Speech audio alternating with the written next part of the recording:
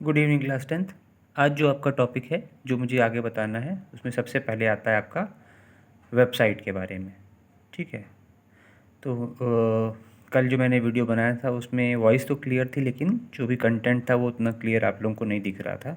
जिन लोगों ने देखा होगा, मुझे पता है मैक्सिमम लोगों ने देखा ही नहीं है, क्योंकि यहाँ लोगों को मतलब ही नहीं है। सोच रहे हैं अगले साल जैसे पास हुए थे इस साल सब लोग पास हो जाएंगे, अगले साल भी वैसा ही कुछ होगा। देखिए, बार बार ये बताया जा रहा है कि हर साल ऐसा नहीं होगा।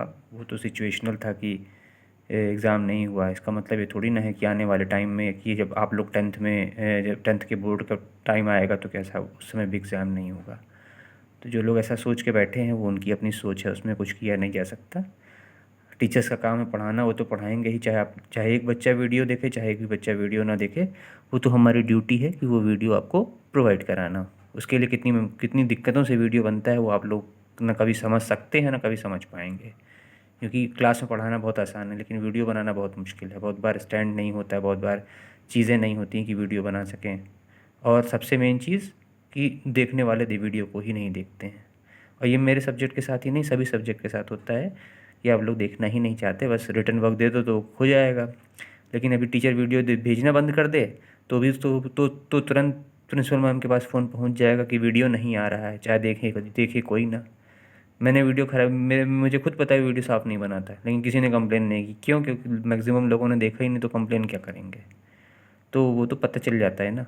लेकिन खैर, समझाना हम लोगों का काम है, ना समझना आपका काम है। मन में आए समझो, मन में आए ना समझो, आपकी मर्ज़ी है। बाकी तो जो कोर्स है वो तो चलेगा ही, कोर्स कंप्लीट भी होगा, सारी चीज़ें होंगी। पढ़ना ना पढ़ना आपकी चॉइस के ऊपर है। लेकिन ये दिमाग से बिल्कुल निकाल दीजिए कि अगले साल भी इसी तरह कंडीशन रहेगी और फिर अगले साल भी टेंथ निकल जाएगा, फिर पास हो जाएंगे, सारी चीज़ें हो जाएंगी। ऐसा कुछ नहीं है कि अगले साल भी सब कुछ ऐसा ही रहेगा। तो आपको बोर्ड का एग्ज़ाम देना पड़ेगा, ये 100% है। तो आप वीडियो देखें ना देखें वो आपकी मर्ज़ी, वीडियो बनाना मेरा काम है। तो नेक्स्ट टॉपिक है वेबसाइट। ठीक है। बुक बुक अभी है नहीं, इसलिए बुक के कंटेंट को दिखा भी नहीं रहे हैं। हालांकि बुक में ये सारी चीज़ें बुक के पॉइंट्स हैं, जैसे बोर्ड पे नोट करते हैं वैसे मैंने पेज पे नोट कर लिया है और इसको एक्सप्लेन करते जाएंगे। और बोर्ड भी जल्दी ही अरेंज हो जाएगा, तो फिर बोर्ड पे ही सारा कुछ बताएंगे किस तरीके से क्या होता है, किस चीज़ें क्या होती हैं। ठीक है। तो बुक में तो है ही सारा कंटेंट, बुक से पढ़ लेते तो टीचर की ज़रूरत ही क्यों पड़ती? वो तो सिर्फ कहाँ कहने वाली बातें हैं। तो सबसे मेन बात आती है वेबसाइट की। वेबसाइट मैंने पहले बताया था कि कलेक्शन ऑफ वेब पेजेस को बोलते हैं हम वेबसाइट की। जो हमारे कई सारे वेब पेजेस का कलेक्शन होता है उसको वेबसाइट कहते हैं। हर वेबसाइट का अपना एक डोमेन नेम होता है। कल भी मैंने बताया था और आज ही फिर से बताते हैं, पिछले वीडियो में बताया था और आज ही फिर से बताते हैं कि डोमेन नेम क्या होता है। कि जैसे हमारा ये स्कूल एस डी कॉलेज का ये डोमेन जो मैंने लिखा हुआ है ये एस डी कॉलेज का डोमेन है। बस उसमें स्टार्टिंग में www और लगेगा। ठीक है। तो वो पूरा जब www.sdcollegeedu.co.in लिखेंगे तो ये हमारा पूरा यूआरएल हो जाएगा, मतलब हमारे स्कूल के वेबसाइट का एड्रेस हो जाएगा। तो डोमेन नेम जो होता है वो हर वेबसाइट का अपना स्पेसिफिक होता है। वर्ल्ड में जितनी भी वेबसाइट आज तक बनी होंगी सबका अपना एक स्पेसिफिक डोमेन होता है और उसी के अकॉर्डिंग वो उसको पहचाना जाता है। ठीक है।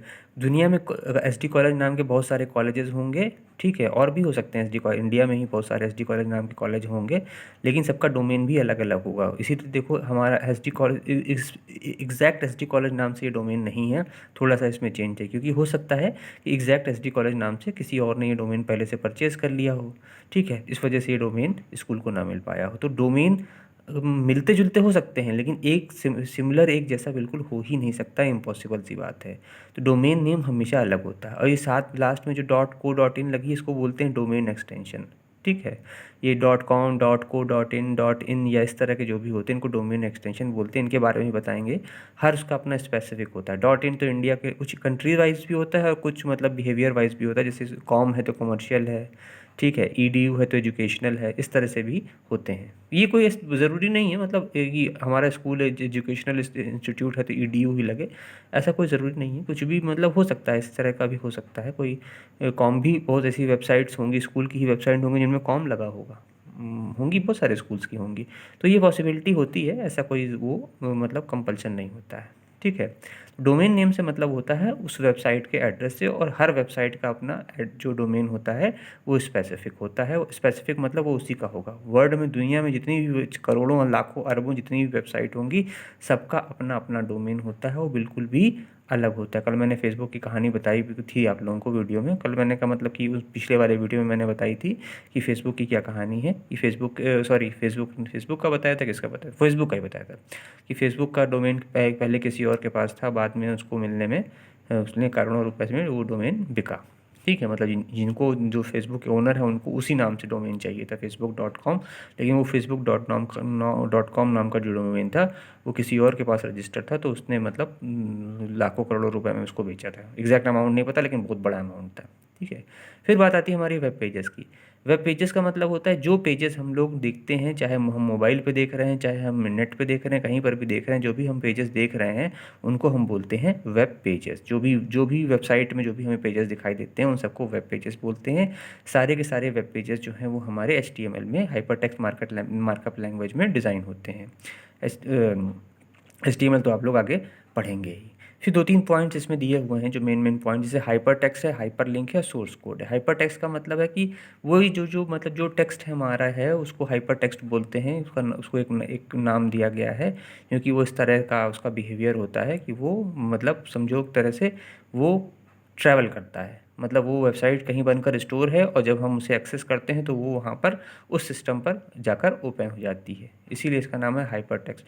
कि वो अपने बिहेवियर के हिसाब से वो एक अलग तरह का बिहेवियर होता है कि वो कहीं पर भी ट्रैवल करके पहुंच जाता है। ट्रैवल करने का मतलब यहाँ पे मतलब वो एक्सेस हो जाता है। यहाँ ट्रैवल वर्ड तो नहीं कहना चाहिए, लेकिन वो चीज़ वहाँ पर एक्सेस हो जाती है, कहने का मतलब ये है। हाइपर लिंक्स का मतलब होता है कि जब पेजेस एक दूसरे से कनेक्टेड होते हैं उनको बोलते हैं हाइपर लिंक।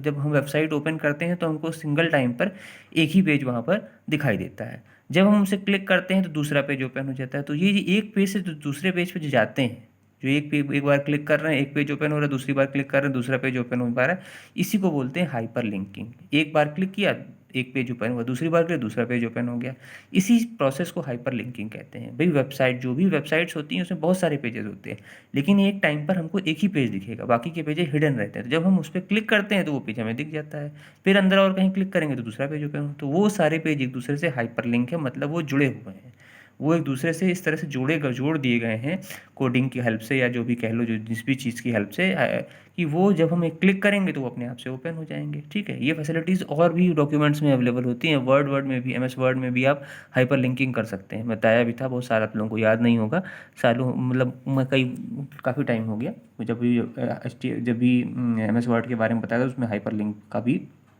ऑप्शन होता है।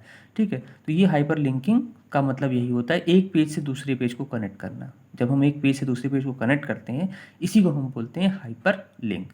सोर्स कोड क्या होता है? सोर्स कोड का मतलब होता है कि जो कोड कंप्यूटर के समझने के लिए होता है उसको हम सोर्स कोड कहते हैं। जो कोडिंग की जाती है, जो मतलब जैसे HTML में कोडिंग की गई, तो ये कोडिंग, सॉरी गलत वर्ड बोल गए, जो HTML में हमने कोडिंग की है वो हमारा सोर्स कोड है, और जब वो कंप्यूटर के समझने लायक हो जाएगा तो उसको ऑब्जेक्ट कोड बोलते हैं। तो ये सोर्स कोड का मतलब वही कोड है जो हम लिखते हैं। जैसे हमने HTML पेज डिज़ाइन किया है, वेब पेज डिज़ाइन किया है, तो वो जो कोड का यूज़ करके हमने बनाया है, थोड़ा सा गलत लैंग्वेज यूज़ हो गई यहाँ पे, तो वो सोर्स कोड का मतलब वो कोड है जो हमारे समझने वाला, जिसको हम लिखते हैं, जिस कोड को, उसको सोर्स कोड कहते हैं। और जब वो कोड मतलब कंप्यूटर अपने समझने के लिए यूज़ करता है तो उसको ऑब्जेक्ट कोड कहते हैं। तो मतलब यहाँ HTML का जो कोड होगा वही हमारा सोर्स कोड कहलाएगा। उसी सोर्स कोड्स की हेल्प से हम जो भी मतलब उसमें करना चाहें कर सकते हैं। उसमें बहुत सारी चीज़ें लिखी जाती हैं, बड़े बड़े पेज होते हैं। अभी आप लोग जब HTML वाला चैप्टर पढ़ेंगे तो उसमें बोर्ड एग्जाम में एक 5 मार्क्स का क्वेश्चन आता है। उस 5 मार्क्स में पूरा एक पेज डिज़ाइन होगा, उस पेज को पूरा पेज की पिक्चर बनी होगी।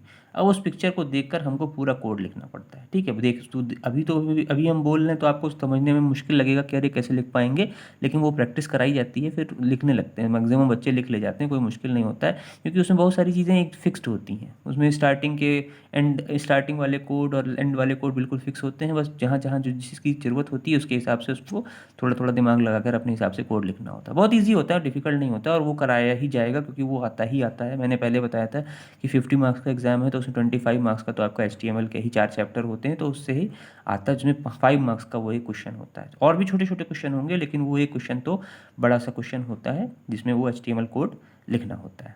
ठीक है, तो ये जो हमारा, अगर हम सोर्स कोड की बात करें, तो अगर हम वेब पेजेस की बात करें तो वेब पेजेस के केस में जो हमारा HTML का कोड है वही हमारा सोर्स कोड होता है। ठीक है, फिर उसको ब्राउज़र अपने हिसाब से समझता है और उसको डिस्प्ले कराता है। फिर नेक्स्ट जो बुक में टॉपिक दिया हुआ है difference between website and web page. ठीक है, तो वैसे ही बता देते हैं, वैसे बहुत उसमें तो बहुत सारे पॉइंट लिखे हुए हैं, लेकिन बहुत मेजर डिफरेंस है भाई। वेबसाइट क्या है? कलेक्शन ऑफ वेब पेजेस है। वेब पेजेस क्या है? कोई भी मतलब ऐसा पेज जो हम इंटरनेट का यूज़ करते हुए एक्सेस करते हैं उनको बोलते हैं वेब पेजेस, और इन्हीं वेब पेजेस के कलेक्शन को बोलते हैं वेबसाइट। ठीक है, वेब पेजेस सिंगल एक हो सकता है, वेबसाइट में कई सारे पेजेस होते हैं। ठीक है, वेब पेजेस को भी हम कैसे भी डिफ़ाइन कर सकते हैं, मतलब कैसे भी उसको HTML में हम डेवलप कर सकते हैं, क्योंकि वेबसाइट को रन कराने का, और उसको हम वैसे भी डायरेक्टली भी ब्राउज़र में रन करा सकते हैं, कि वेबसाइट को रन कराने के लिए हमको वेब होस्टिंग की ज़रूरत पड़ती है। तो कई हैं, बहुत सारे डिफरेंस इन दोनों के बीच में होते हैं भाई। वो उसका वेबसाइट जो है वो एक मेन पार्ट है और वेब पेज उसका एक सब पार्ट है। तो सबसे मेन डिफरेंस तो यही है कि कई सारे वेब पेजेस के कलेक्शन को ही हम लोग बोलते हैं वेबसाइट। ठीक है, फिर आता है इसके बाद हमारा जो नेक्स्ट टॉपिक है वो आता है वेब ब्राउज़र। वेब ब्राउज़र मैंने पहले भी बताया था कि ये एक ऐसा सॉफ्टवेयर है जिसकी हेल्प से हम इंटरनेट का यूज़ करते हैं, क्योंकि बात अभी हमारे यहाँ कंप्यूटर की हो रही है। ठीक है, बाकी बातें तो नहीं है, मोबाइल की बात नहीं कर रहे हैं। तो कंप्यूटर पे लैपटॉप पे अगर हमको कुछ भी रन कराना है, यूज़ करना है, तो उस पर हमको वेब ब्राउज़र का होना ज़रूरी है। तो कई सारे हमारे वेब ब्राउज़र होते हैं, मतलब ये एक तरह के एप्लीकेशन सॉफ्टवेयर है। अगर हमारे पास इंटरनेट कनेक्शन है भी और सारी चीज़ें भी हैं, उसके बावजूद भी अगर अगर हमारे पास वेब ब्राउज़र नहीं है तो हम उस इंटरनेट अपने लैपटॉप पर, अपने कंप्यूटर पर यूज़ नहीं कर सकते। तो इसका होना कंपलसरी है। हालांकि आप लोग जानते ही हो, इसमें कोई ऐसे बताने वाली बात नहीं है, लेकिन अब ये टॉपिक दिया हुआ है तो इसलिए बताना है। तो वेब ब्राउज़र बहुत टाइप के होते हैं, जैसे इंटरनेट एक्सप्लोरर है, मोजिला फायरफॉक्स है, गूगल क्रोम है। नॉर्मली हम लोग गूगल क्रोम का यूज़ करते हैं, और भी बहुत सारे होते हैं। ओपेरा है, ओपेरा मिनी है जो मोबाइल में यूज़ होता है, सफारी है, बहुत सारे हैं, और भी बहुत सारे हैं। तो इस तरह के बहुत सारे वेब हज़ारों होंगे, कितने होंगे कोई कोई लिमिट नहीं है।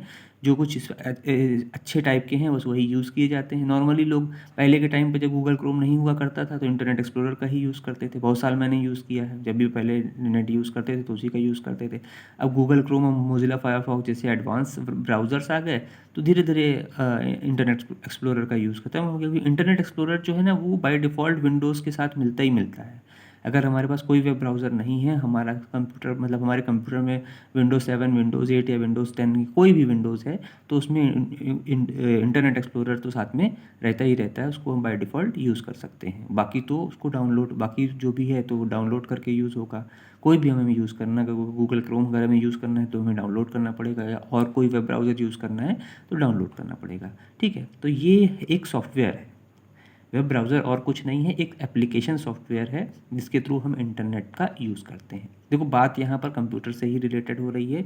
तो मोबाइल में तो खैर डायरेक्ट भी एक्सेस कर सकते हैं, लेकिन मेन चैप्टर जो है कंप्यूटर से रिलेटेड है।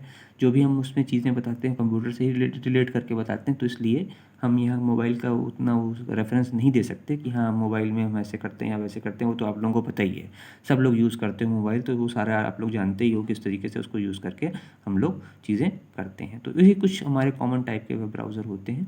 ठीक है, तो ये वेब ब्राउज़र भी अब किसी ना किसी प्रोग्रामिंग लैंग्वेज की हेल्प से बनाए जाते हैं। और इनमें एक इम्पॉर्टेंट चीज़ और होती है, एक फाइल्स होती हैं इनमें, इनको बोलते हैं कुकीज़। हो सकता है बुक में ना दिया हो, लेकिन फिर भी यहाँ पर बता देते हैं।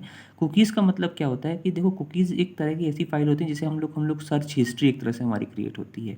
जब भी हम लोग मतलब इंटरनेट यूज़ करते हैं तो देखते हो कि जब हम कोई वेबसाइट बार बार सर्च करते हैं, तो जब भी हम उसको वेबसाइट का पहला वर्ड भी टाइप करेंगे, अगर मान लो हम जी टाइप करते हैं अपने आप से गूगल खुल जाता है, या GM टाइप करते हैं अपने आप से जीमेल खुल जाता है।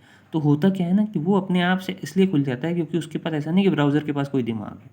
उसके पास अपना कोई दिमाग नहीं है, ना कंप्यूटर के पास ऐसा कोई मतलब कंप्यूटर मतलब वैसा ब्रेन वैसा चीज़ वैसा नहीं जो मतलब कहना चाह रहे हैं कि वैसा कोई ब्रेन नहीं जैसा हमारे पास है। उसमें क्या होता है कि वो हमारे कुछ ऐसी फाइल्स क्रिएट होती हैं जब हम बार बार कोई चीज़ें यूज़ करते हैं, तो उनको बोलते हैं कुकीज़। ये फाइल जो होती हैं ये हमारी सर्च हिस्ट्री को सेव रखती हैं।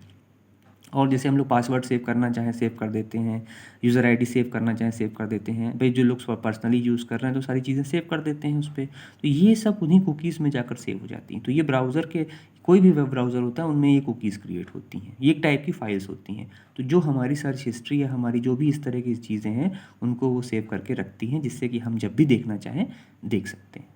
ठीक है, तो ये तो बात एक जनरल जनरल चीज़ें मैंने इनके बारे में बता दी, इन सारे टॉपिक्स के बारे में आपको।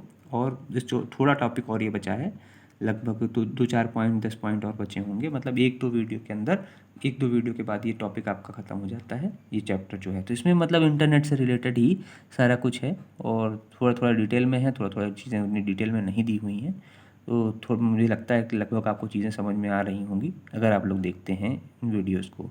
बार बार मैं यही कहूँगा कि वीडियोज़ को आप लोग देखते रहें, क्योंकि थ्योरी को याद कर पाना इतना आसान नहीं है, थ्योरी डिफ़िकल्ट है। चीज़ों को अगर आप समझे रहेंगे तो उनको अपने आप से लिख सकते हैं, वरना रट कर लिख पाना बहुत मुश्किल हो जाता है, बहुत थ्योरी हो जाती है। इतने सारे सब्जेक्ट हैं, उसमें भी आपको कंप्यूटर भी पढ़ेंगे तो मैं तो सारे बच्चों से यही कहता हूँ कि पहले अपने मेन सब्जेक्ट जो आपके मैथ हैं, साइंस, एसएसटी है, उन पर ज़्यादा फोकस करें। हिंदी के बाद आप कंप्यूटर को रखें, लेकिन जैसे मैं बताऊँगा वैसे वैसे अगर आप पढ़ेंगे तो आपको फ़ायदा होगा, वरना तो फिर उसमें भी रटना ही पड़ेगा। इसमें भी काफ़ी कुछ रटने वाली चीज़ें हो जाती हैं, तो वो थोड़ा-सा उसको चीज़ों को देखें। अगर शुरू से आप इससे जुड़े रहेंगे, थोड़ा-थोड़ा पढ़ते रहेंगे, तो आपको दिक्कतें नहीं आएँगी, क्योंकि इसमें भी मतलब भर का वो रहता है। मतलब भर की चीज़ें हैं इसमें, ऐसा नहीं कि बिना पढ़े आप कंप्यूटर में पास हो जाएँगे, ठीक है? तो पास होने के लिए आपको तो पढ़ना भी पड़ेगा। अभी तो उसमें एचटीएमएल वाले चैप्टर आएँगे और आगे और भी जो चैप्टर आते हैं, तो वो थोड़े से डिफ़िकल्ट होते हैं। हाँ, 11-12 जितनी कंप्यूटर डिफ़िकल्ट नहीं है, लेकिन फिर भी ऐसा नहीं है कि बिना टाइम दिए आप इसको ईज़िली अपने आप से कर सकते हैं। तो थोड़ा-सा इन चीज़ों पे ध्यान दें। Okay, thank you.